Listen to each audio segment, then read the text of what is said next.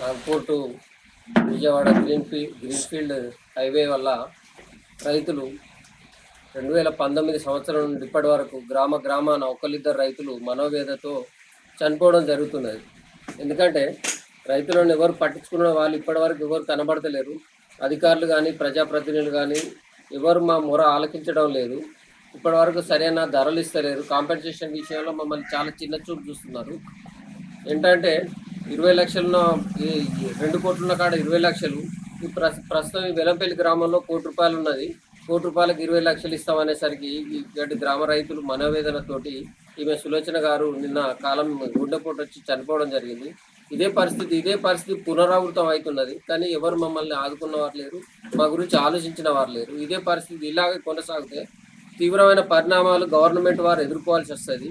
మేము భూములు ఎత్తి పరిస్థితులు ఇచ్చేది లేదు. మిగతా వాళ్ళని న్యాయ పోరాటం చేస్తాం, ఎంతటికైనా తెగబడతాం.